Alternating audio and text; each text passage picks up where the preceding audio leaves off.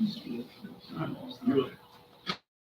is regular meeting of the Board of Tatum ISD, Board meeting of Tatum 5:30, February 6, 2023. We have a quorum.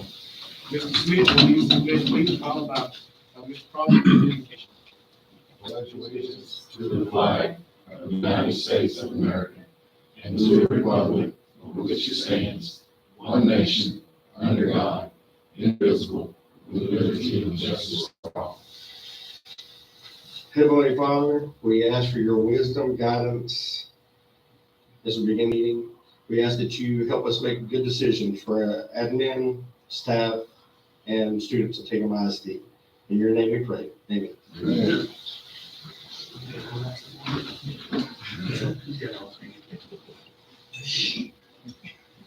Do we have anyone that's being? Yes. All right. All right. Need a motion to approve the consent item as presented to the regular board meeting, January 9, 2023, the Walsh Gallo Container Agreement 2023, the policy update 120, affecting local legal policies, CK, local safety program, risk management, emergency plans, FENG, local student rights and responsibilities, student, the parent complaints, grievance, and FO, local student discipline as presented. I make a motion as presented. Have a motion by Mr. Crawford, I'll second it. second by Ms. Amy. Any further discussion? All in favor? All opposed? Motion carries. Mr. Fight, got our A+ employee tonight. Yes, sir. Of course, we want to take time out every 6 weeks to recognize an employee that goes above and beyond. And typically, I don't read this, but I think it's important that we understand some of the reasons why. And these are some of the things that were written down as far as Ms. Gonzalez here. Ms. Penny Gonzalez, of course, is our A+ employee, and she's an employee at the high school, but I will read, it says, Penny Gonzalez came to Tatum High School last year like a breath of fresh air and hasn't looked back. She truly embraced becoming an Eagle. Whatever the office of our school in general is doing, she's always bringing a positive vibe and much needed creative energy. She helped organize and run our iced coffee sales as a pick-me-up for both students and teachers. She secured and decorated the most beautiful tree we've ever had at our school 40th. It was such a nice welcome for students, staff, and visitors at THS. She also shopped for a wonderful presents for the staff that was much appreciated. And I'm pretty sure she can do anything. Just yesterday, I learned that she traveled to Dallas to sit with one of our students / cheerleaders currently in the Children's Medical Center so that the student mother could go watch her other daughter, who is also a cheerleader, compete in the UL Spirit Championship. So what a kind and generous thing to do. And Penny Gonzalez is definitely an A+ employee that has gone above and beyond what she's called to do as far as her job here at Tatum ISD. So on behalf of Tatum ISD, we recommend and we say thank you for all that you do.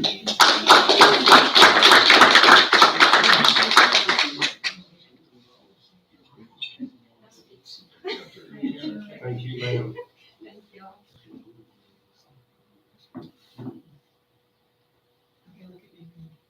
And Ms. Penny, she's gonna be our PIMS person next year too. So she's transitioning right now. She's training one person and kind of doing, and Miss, Yes, yes, Miss Yanis is also training her. So as her she exits out, she'll take over, and she's training an employee currently right now. So she's got a lot going on.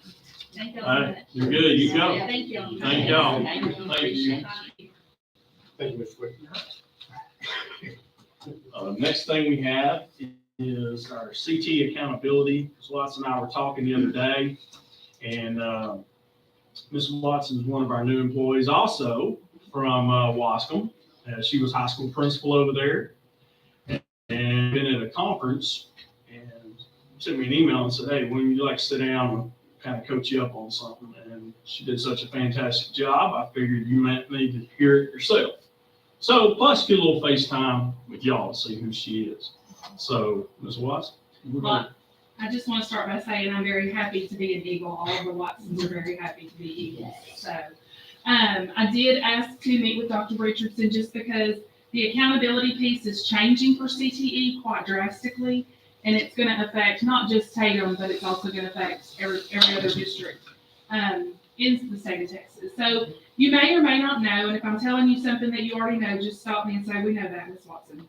But accountability for high schools is based off of, one of the domains is based off of three things. It's not just STAR scores. It's your STAR scores, it's college, career, military ready, and it's your graduation rate. So that's domain one of the accountability piece that the state has given us. College, career, and military ready is 40% of student achievement, domain one. And so it's a very big piece. It can help you, it can hurt you. In the past years, it has helped many districts bring up their accountability rating. But now the state has thrown a little wrench into that. We always get it, and then they say, oh, but let's do it differently. And so that's what they have decided this year.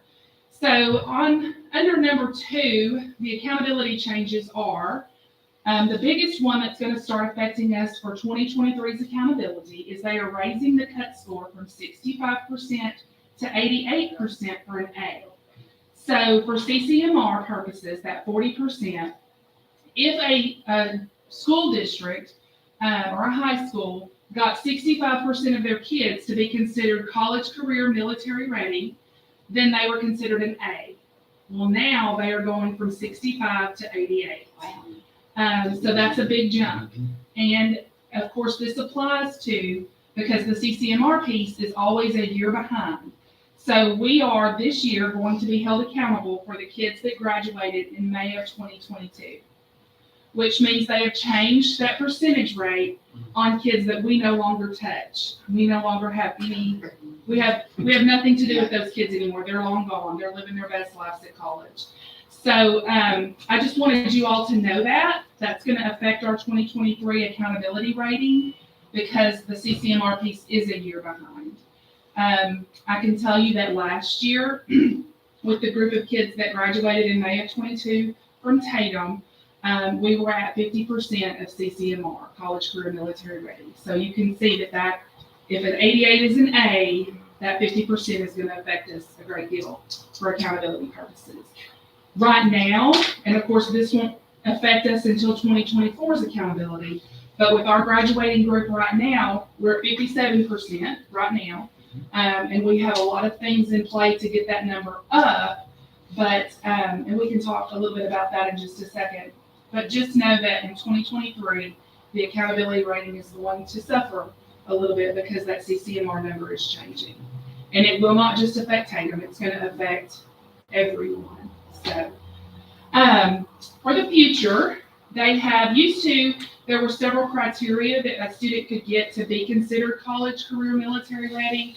If they took dual credit classes in English or math, then they were considered CCMR. If they took 9 hours of college credit in something else, then they were considered CCMR. If they passed the TSI, CCMR, we just checked them off for all these different things. One of the things that we could check them off for was if they earned an industry-based certification. So like our kids get welding certificates in Mr. Jones's class. And there's a list that we have to go by. Some of the certs that we used to get are on that list and some of them are not. So the list that they tell us we have to go by, Anyway, not only do they have to have an IBC at this point, they also have to be considered a completer. So moving forward, they have to complete a program of study. So if I start out in applied agriculture or engineering, I have to stay there until I graduate. I have to get 4 credits in applied agriculture engineering and get an IBC. And then I'm considered CCMR. So they're just adding stuff to the thing. So we are asking 14-year-olds in 8th grade to determine which program of study they want to stick with. I fully agree with you, Mr. Crawford. I've said that numerous times because I don't know about y'all, but I'm not real sure what I want to be when I grow up. So I can only imagine the 14-year-olds that we're asking to pick. So they can change programs once and still be a completer, but past that, that's not going to be able to happen.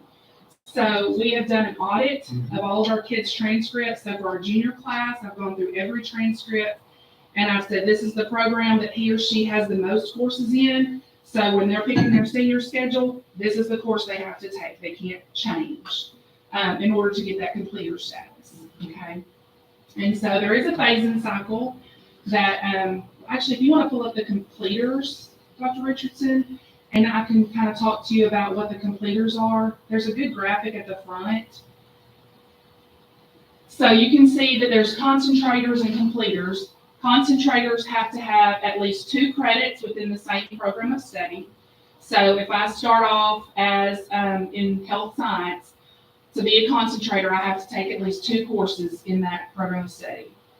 To be a completer, I have to have a total of 4 or more credits within that program of study, with one of them being at the level 3 or level 4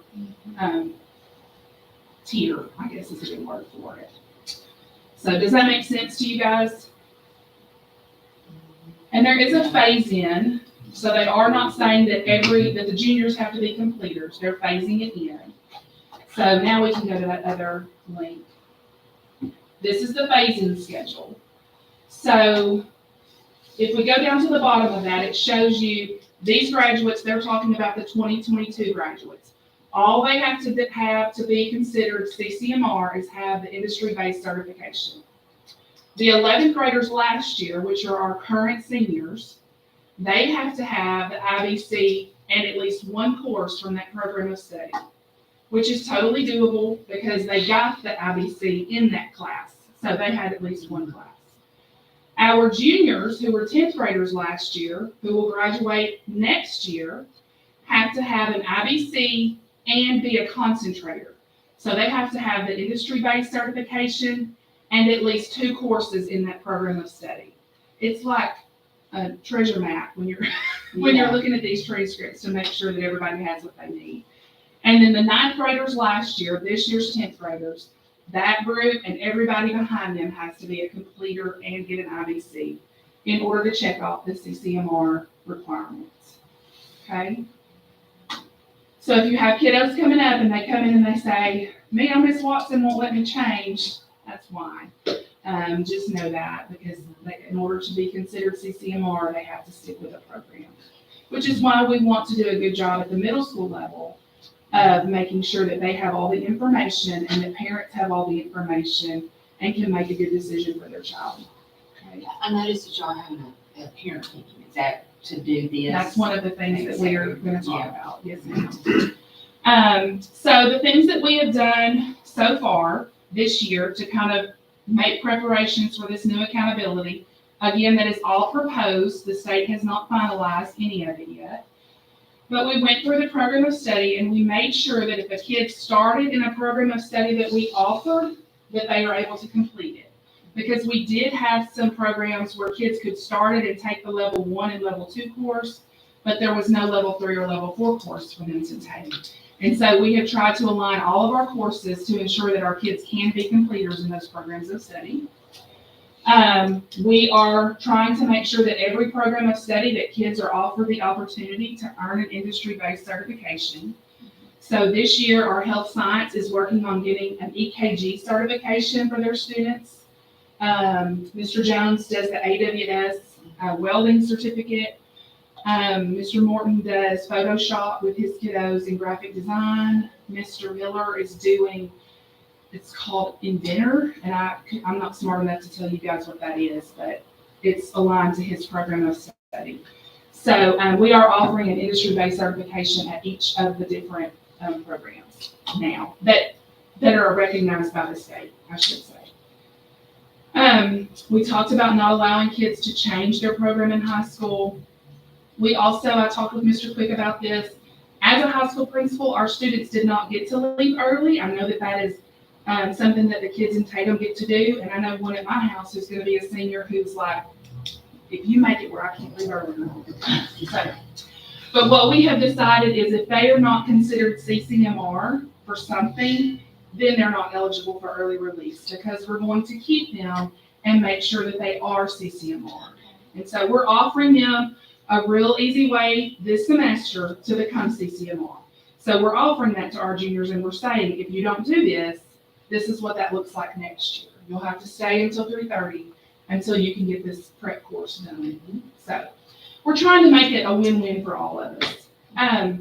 So the thing that we're doing to get our CCMR numbers up this year with our juniors and our seniors is we are offering what's called Texas College Bridge. And that is, in the state of Texas, to go to college, you have to take and pass the TSI. It's a college readiness test. And if you don't take and pass it, then you go into remedial classes for your English and math when you get to college. And so you pay for those courses, but you get no credit for them. And so we're trying to tell our kids, this is something that will make you TSI exempt, where you do not have to take those remedial courses. And it gets you to CCMR, so you get to go home early next year, juniors. And so for our seniors, they're very bought in because the TSI is not an easy test to take and pass. And some of them who have really struggled with TSI are like, oh yeah, I'm doing this.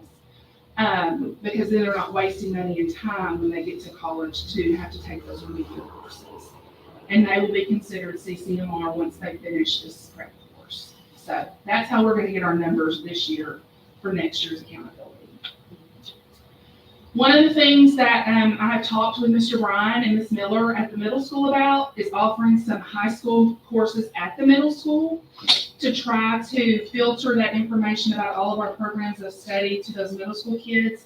So they have the information, they have a knowledge base to make a good decision about the courses they take in high school. And I believe that next year for our 8th grade, we're going to be able to offer what's called general employability. Dr. Richardson, if you click on that, and I'm not going to read you the tips, we'll go back over this in just a second. But there was a link to the general employability that should take you to the TEKS. Oh, I added that. Sorry. I didn't have it when you and I talked about it, but. So this is an innovative course that will require your approval. And so I'm hopeful that when we bring that to you guys, you will approve for us to teach it at the 8th grade level. But it basically talks about the soft skills that kids need to get jobs and maintain jobs. It will introduce all of the programs of study that we offer at the high school, so they'll get a little taste of all of it. They do things like build resumes. We hope to be able to take them to career days and things like that. Even talks about, you saw hygiene and grooming when you go to work and how you're supposed to look and smell, apparently. So anyway, so it talks about a lot of different things that our kids need to know.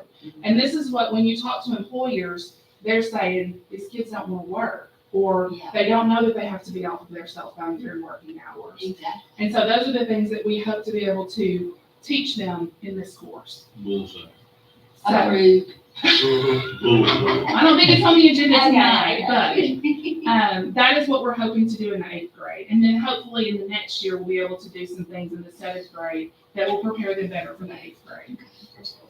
Get it to us, we'll Okay, great.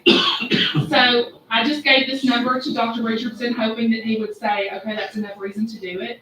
If we have, which he was all on board with it as well, but if we have 100 kids in that general employability class, it will give us 15 FTEs, which is a whole conversion that I'm not smart enough to teach you how to do. But basically it boils down to about $100,000 for our district.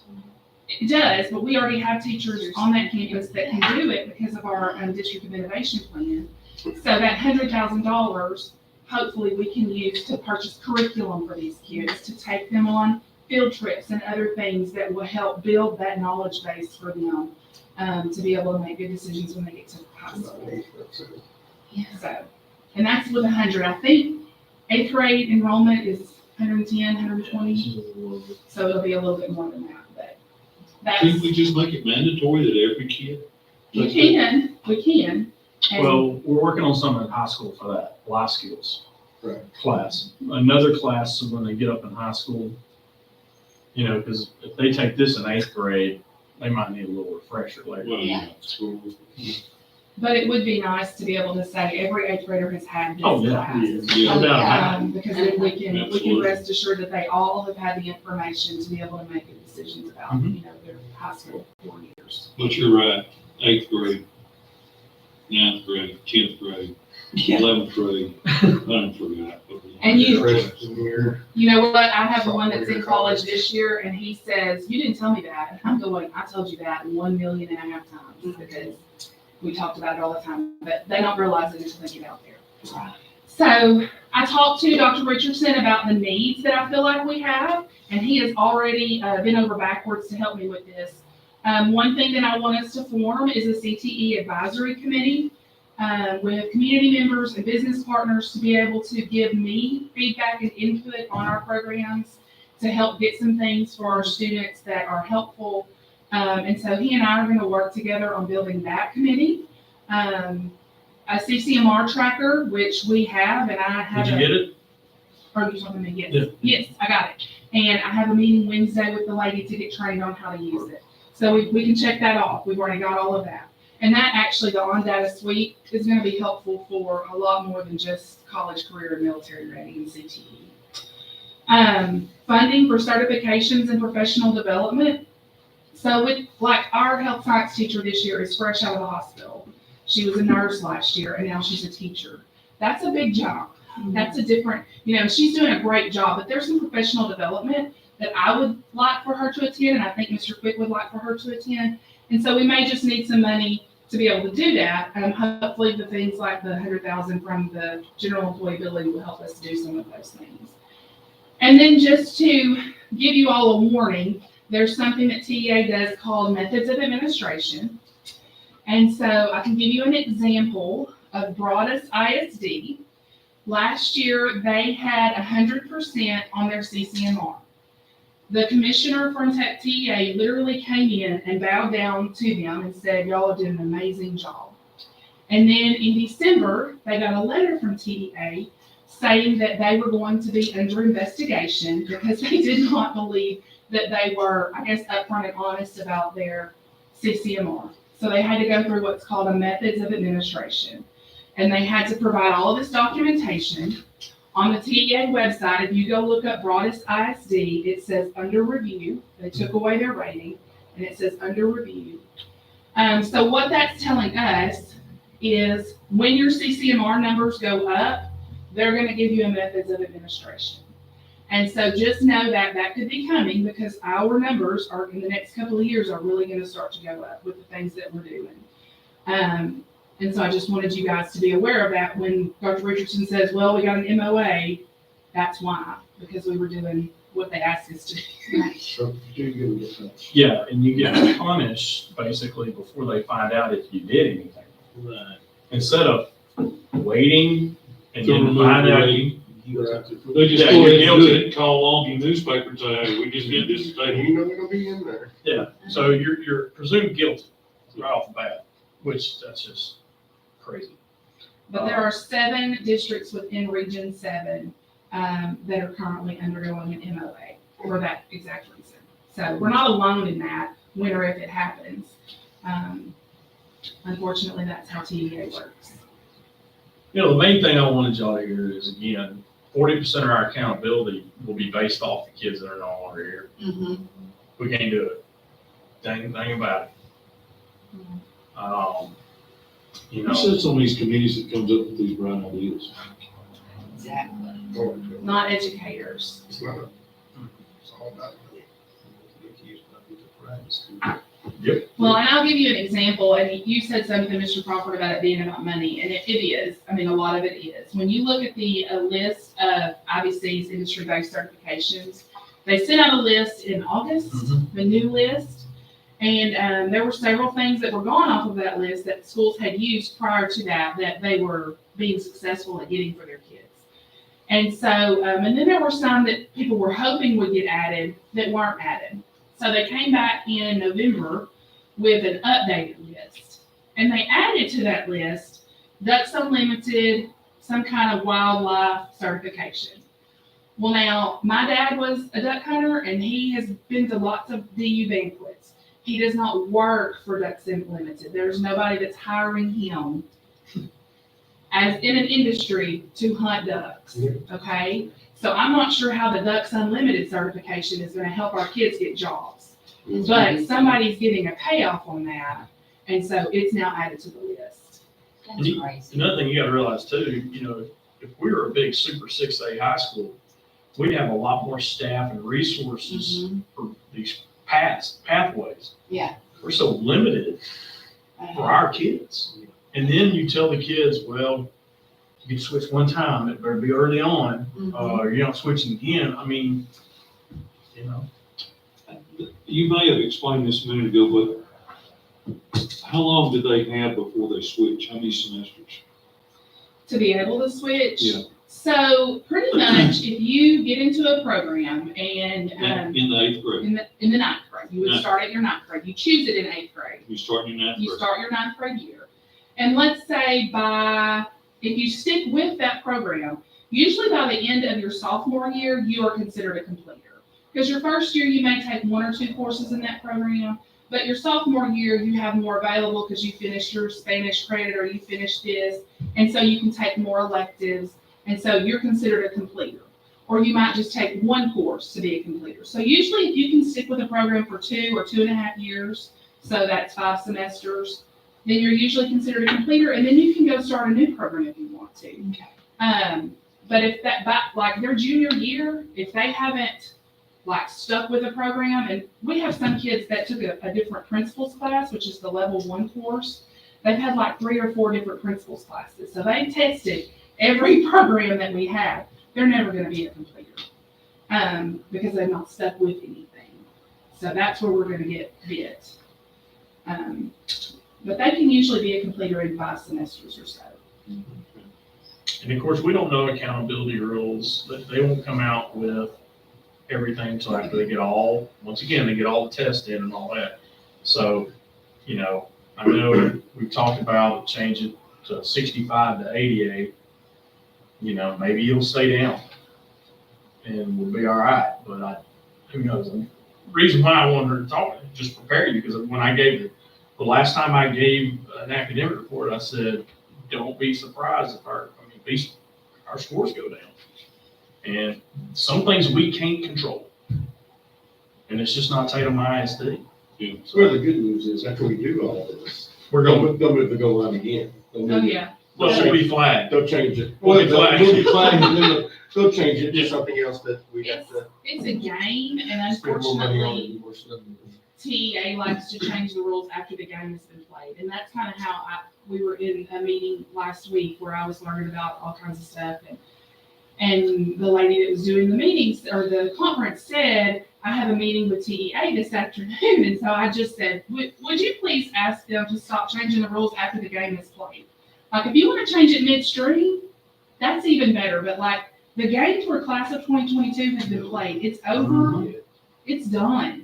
We can do nothing with, I don't even know who those kids are because I wasn't here. Right. So, So that literally- 88% applies to the seniors we're working with this year? No, that No, 88 the ones applies that to the don't. ones that graduated in May. No, but I mean, that's applying to the seniors that we're working with plus the ones we're gone. Yes, yes. Yeah. And we can get to that 88 with this group because they're still here. But we can't do anything with the class of 22. Right. So that's the struggle. All right. Thank you so much. Absolutely. Hey, you did great. Thanks. Thank you. Appreciate it. Y'all have a great night. You too. See you. Oh. I guess they're in my bag. No point in asking too many questions about it because it's totally under our control. Yeah, exactly. Next action I have is consider and approve ordering the May 6, 2023 school board election. Yeah. That's it. All right, I need a motion to approve the ordering of May 6, 2023 school board trustee election. Motion. A motion by Mr. Crawford, A second. have a second by Mr. Smith. For discussion, all in favor? All opposed? None, motion carries. Next item you see is recommendation for tonight. I do not have any resignation as seen on the screen. It's recommendations. Yeah, just need to approve.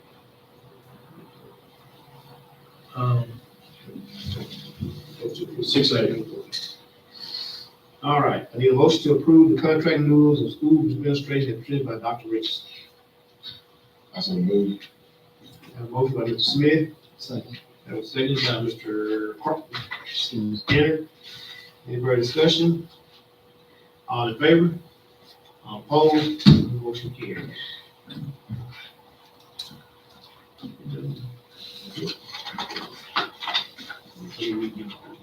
Do you read? All right, the regular meeting of Taylor Board of Trustees is now adjourned. It is 6 o'clock. All right, guys, I'll get this. All right. Okay.